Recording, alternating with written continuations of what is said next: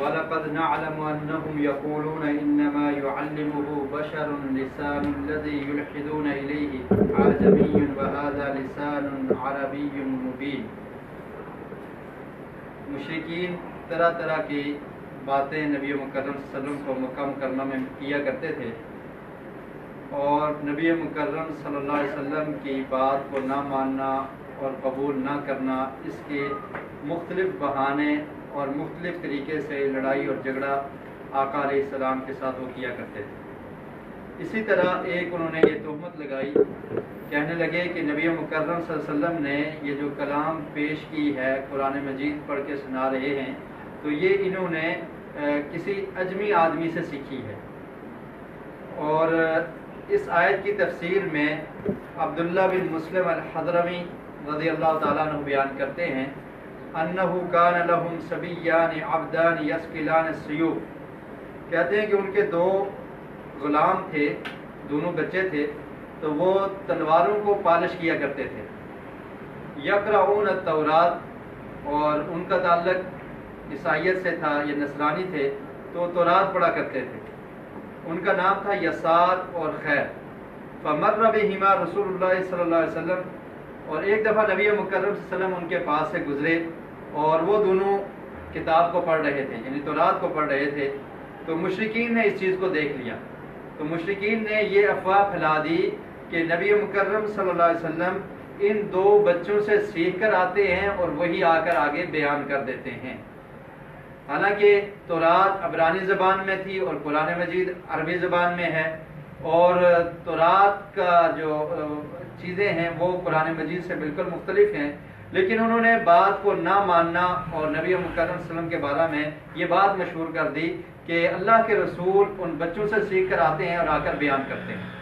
تو اللہ رب العالمین نے قرآن مجید میں اس بات کا جواب دیا، سورہ نحل کی آیت نمبر 103 ہے، فرمایا وَلَقَدْ نَعْلَمُ أَنَّهُمْ يَقُولُونَ إِنَّمَا يُعَلِّمُهُ بَشَرٌ لِسَانُ الَّذِي يُلْحِدُونَ إِلَيْهِ أَعْجَمِيٌّ، کہ ہم جانتے ہیں کہ وہ لوگ یہ کہتے ہیں کہ یہ نبی بشر سے سیکھتا ہے، یعنی کہنے لگے کہ ایک آدمی ہے یا دو بچے ہیں، ان سے نبی مکرم سے سیکھ کے آتے ہیں۔ تو اللہ تعالیٰ نے یہ جواب دیا کہ یہ کہتے ہیں کہ ان سے سیکھ کے آتے ہیں اور یہ جھوٹی نسبت کرتے ہیں، اور فرمایا کہ آجمی، حالانکہ وہ اجمی زبان ہے، وَهَذَا لِسَانٌ عَرَبِيٌّ مُبِينٌ، اور یہ عرب کے رہنے والے مشرکین عرب یہ سمجھتے ہیں کہ یہ جو بیان کیا جاتا ہے یہ عربی زبان میں ہے، اور واضح اس میں فرق موجود ہے، لیکن اس کے باوجود اس طرح کی تہمت لگا دینا کہ تاکہ نبی مکرم صلی اللہ علیہ وسلم کے پیروکار، آپ کو ماننے والے، ان میں ایک شک و شبہ پیدا کیا جائے، اور اس طرح کی وہ باتیں کیا کرتے تھے۔ تو یہ جو دو لڑکے تھے، ان کا نام، ایک کا نام تھا یسار اور دوسرے کا نام تھا خیر۔ تو ان کے بارے میں مختلف روایات ہیں، بعض روایات میں ملتا ہے کہ ان کا تعلق نجران سے تھا، اور بعض روایات میں ملتا ہے کہ ان کا تعلق عین التمر جگہ سے تھا، اور یہ وہاں پر بیٹھ کے تورات کو پڑھتے تھے۔ تو نبی مکرم صلی اللہ علیہ وسلم کا صرف ایک دفعہ ان کے پاس سے گزر ہوا تو آقا علیہ السلام نے ان کی کلام کو سن لیا، تو جس کی وجہ سے مشرکین نے یہ بات مشہور کر دی، جس کا رد اللہ رب العالمین نے قرآن مجید میں کیا کہ ایسا نہیں ہے، وہ تو عجمی زبان ہے اور یہ قرآن مجید عربی زبان میں ہے، اور عربی زبان کی جو مٹھاس ہے اور اس میں جو فصاحت و بلاغت پائی جاتی ہے، تو عرب کے لوگ یہ سمجھتے ہیں کہ اس میں بہت زیادہ فرق ہے۔ اور پھر اگر نبی مکرم صلی اللہ علیہ وسلم نے ان سے سیکھا ہوتا تو اس بات کو آقا علیہ السلام سے کچھ اور صحابہ بھی سیکھ لیتے، یا اسی طرح جو عبداللہ بن مسلم الحضرمی ہیں، جن کے وہ غلام تھے اور وہ خود مسلمان ہو گئے اور انہوں نے خود یہ واقعہ بیان کیا ہے، تو وہ بھی سیکھ لیتے، لیکن جبکہ ایسا نہیں ملتا، اور یہ صرف ایک بہتان اور تہمت تھی۔ اور اسی طرح مشرکین کا جھگڑا کرنا اور قرآن مجید کے بارے میں طرح طرح کی باتیں کرنا، اس کے بارے میں ان لوگوں نے یہ بھی کہا کہ قرآن مجید ایک ہی دفعہ کیوں نہیں نازل ہوا، یعنی ماننا نہیں ہے اور کوئی نہ کوئی بہانہ تراشتے تھے کہ کسی طرح سے ہم شک اور شبہ پیدا کریں یا اس کو رد کرنے کی ناکام کوشش کریں۔ تو کہنے لگے کہ یہ قرآن مجید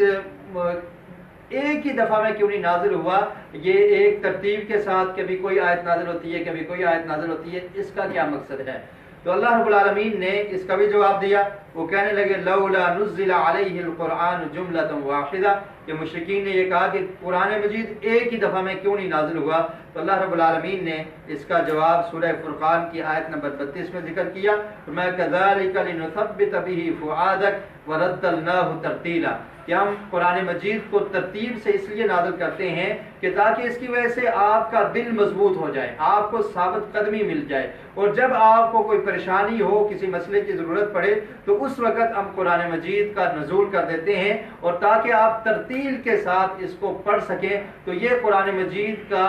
ایک دفعہ نازل نہ ہونا اور ترتیب کے ساتھ نازل ہونے کا مقصد اللہ رب العالمین نے قرآن مجید میں بیان کر دیا، اور مشرکین کو اس چیز کا جواب بھی دے دیا گیا۔ اور اسی طرح مشرکین نے جھگڑا کرتے ہوئے یہ دعویٰ بھی کیا کہ ہم تقدیر کو نہیں مانتے،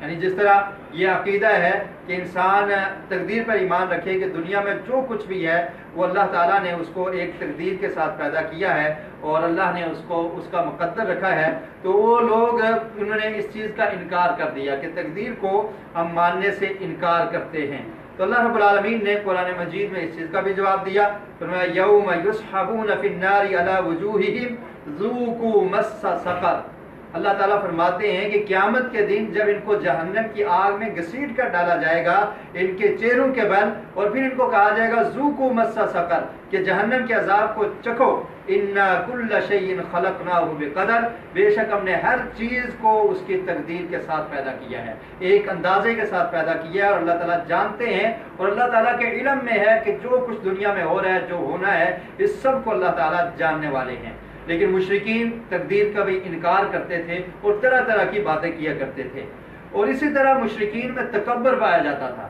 اور وہ بڑے بڑے جو ان کے سردار تھے وہ بسا اوقات اپنی زبانوں سے اس طرح کے کلمات کہتے تھے کہ دیکھیے نبی مکرم صلی اللہ علیہ وسلم کی جو صحابہ ہے وہ کمزور لوگ ہیں، کوئی غلام ہے، کوئی مال کے اعتبار سے کم ہے، اور وہ آقا علیہ السلام کے ساتھی ہیں جن کے پاس مال و دولت ہے، یا جن کے پاس چودراہٹ ہے، یا جن کے پاس قریش کی سرداری ہے، مشرکین جو ہیں بڑے بڑے سردار، تو ایسے لوگ آقا علیہ السلام کے ساتھ نہیں ہیں۔ لیکن پیارے رسول صلی اللہ علیہ وسلم کی یہ کوشش ہوتی تھی کہ کسی طرح یہ مشرکین دین کو قبول کر لیں، اور اس سے ہمیں بھی یہ درس ملتا ہے کہ کس طرح آقا علیہ السلام مشرکین کے لیے کوشش کیا کرتے تھے۔ آج مسلمان فتویٰ لگا دیتے ہیں فلاں مشرک ہے، فلاں کافر ہے، کبھی مسلمانوں کو بھی کہہ دیا جاتا ہے، اور غیر مسلم کے بارے میں تو ہماری توجہ ہی نہیں ہوتی، لیکن آقا علیہ السلام اتنے اعتراضات کے باوجود، جاننے کے باوجود، پیارے رسول کی یہ کوشش ہوتی تھی کہ ان کو ہدایت مل جائے اور یہ صراط مستقیم پہ آ جائیں اور اللہ کی توحید کا اقرار کر لیں۔ تو وہ یہ کہا کرتے تھے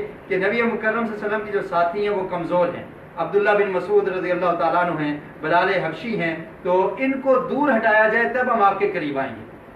کہنے لگے کہ ان صحابہ کرام کو آپ دور ہٹا دیں، ہمارا ایک سٹیٹس ہے، ہمارا ایک معیار ہے، ان کمزور لوگوں کے ساتھ ہم آ کر بیٹھ جائیں، ایسا ممکن نہیں ہے۔ ہمارے ساتھ بات کرنی ہے تو اپنے کمزور ساتھیوں کو، جو غلام ہیں، جو مال کے اعتبار سے کم ہیں، ان کو تھوڑا آپ دور کر دیں۔ تو اللہ رب العالمین نے قرآن مجید میں یہ آیت نازل کر دی، وَلَا تَطْرُدِ الَّذِينَ يَدْعُونَ رَبَّهُمْ بِالْغَدَاةِ وَالْعَشِيِّ يُرِيدُونَ وَجْهَهُ، کہ آپ ان لوگوں کو دور نہ کریں، ان کو نہ دھتکاریں جو اپنے رب کو پکارتے ہیں، بالغداۃ والعشی، صبح بھی پکارتے ہیں، شام کو بھی پکارتے ہیں، اللہ کی عبادت کرتے ہیں، اللہ سے دعا مانگتے ہیں، یریدون وجہہ، اور وہ اللہ تعالیٰ کی رضا کے طلبگار ہیں، اللہ کی خوشنودی کے لیے یہ سب کچھ کرتے ہیں۔ تو آپ نے ان کو دور کر کے ان سرداروں کو خوش نہیں کرنا، ان کو قریب نہیں لانا، بلکہ آپ کے صحابہ کرام بیٹھے رہیں گے، وہ آنا چاہتے ہیں تو آ جائیں، اگر نہیں بات سننا چاہتے تو یہ میرے پیارے بندے جو میری عبادت کرنے والے ہیں، اللہ تعالیٰ نے فرمایا کہ ان کو اپنی مجلس سے آپ نے دور نہیں کرنا۔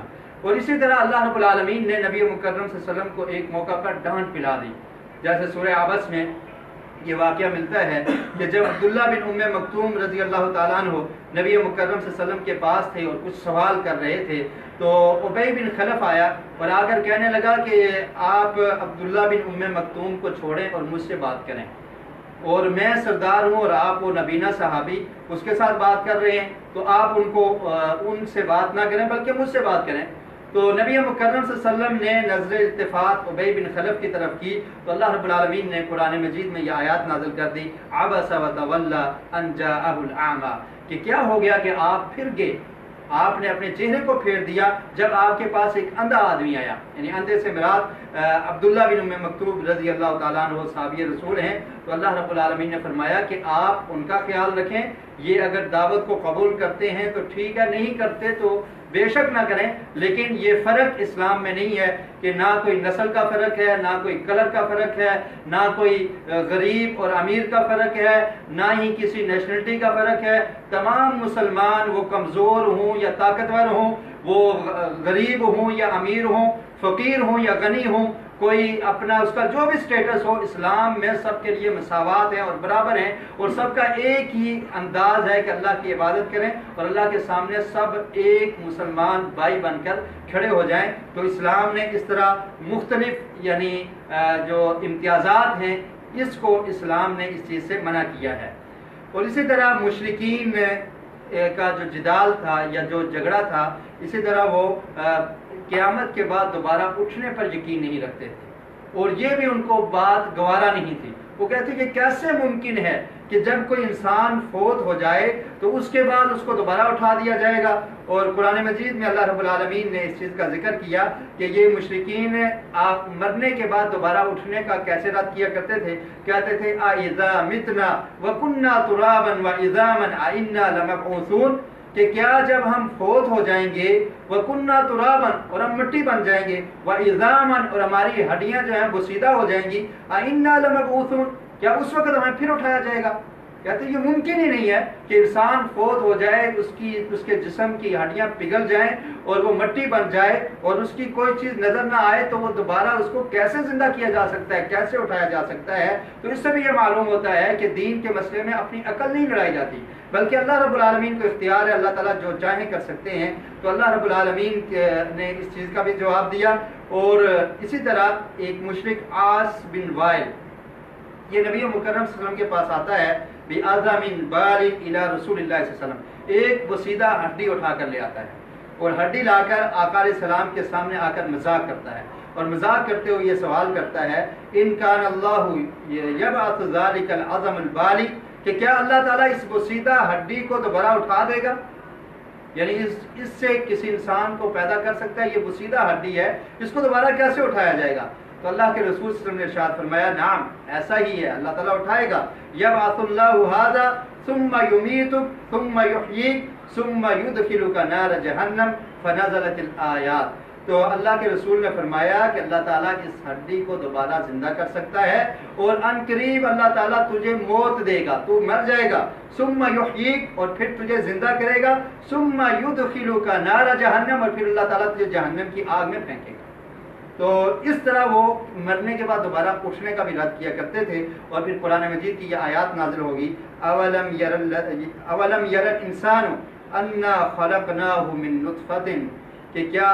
فاذا هو خصیم مبین, کہ کیا انسان یہ دیکھتا نہیں ہے کہ ہم نے اس کو پیدا کیا ہے, انا خلقناہ, کہ کیسے ہم نے اس کو پیدا کیا ہے, من نطفۃ, پانی کے ایک قطرے سے,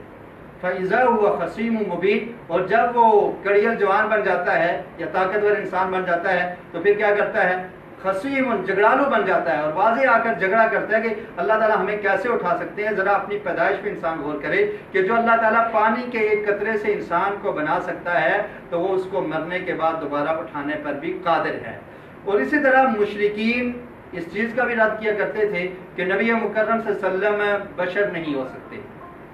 آقا علیہ السلام بشر نہیں ہو سکتے. وہ کہتے ہیں یہ کیسے ممکن ہے کہ اللہ کے رسول کو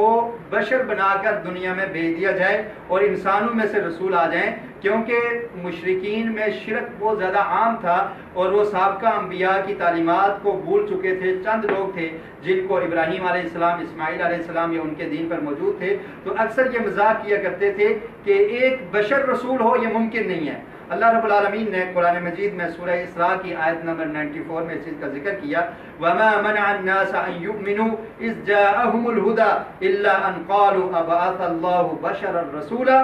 کہ وہ لوگ ایمان لانے سے رک گئے جب ان کے پاس واضح ہدایت آ گئی, اور وہ یہ کہا کرتے تھے أَبَعَثَ اللَّهُ بَشَرًا رَسُولًا, کہ کیا اللہ تعالیٰ ایک بشر کو رسول بنا کر بھیجتا ہے. یہ ہم نہیں مانتے، یہ ہم نہیں مان سکتے کہ ایک بشر اور انسان وہ رسول بن جائے، ایسا ممکن نہیں ہے۔ تو اس چیز کے بھی وہ انکاری تھے، تو اللہ رب العالمین نے قرآن مجید میں اس کا جواب دیا کہ آپ ان کو کہہ دیجئے قل انما انا بشر مثلکم، کہ میں ایک بشر ہوں۔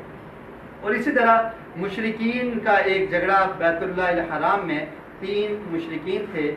جو اللہ تعالیٰ کی صفات، یعنی اللہ تعالیٰ کی صفت ہے السمع، سننے والا، اللہ تعالیٰ سمیع ہے، تو اس کے بارے میں جھگڑا کر رہے تھے۔ کچھ کہتے تھے کہ اللہ تعالیٰ سن سکتا ہے اور کچھ اس کا انکار کر رہے تھے۔ تو اللہ رب العالمین نے قرآن مجید کی آیت نازل کر دی وَمَا كُنْتُمْ تَسْتَتِرُونَ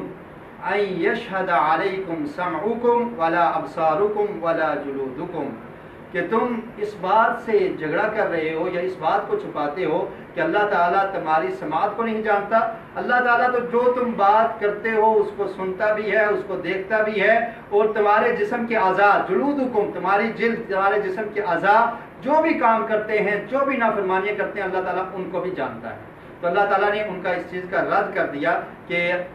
مشرکین جو یہ دعویٰ کرتے تھے کہ اللہ تعالیٰ نعوذ باللہ اللہ تعالیٰ کی صفت سماعت کا انکار کرتے تھے، تو اللہ تعالیٰ نے اس چیز کا بھی قرآن مجید میں رد کیا۔ اور اسی طرح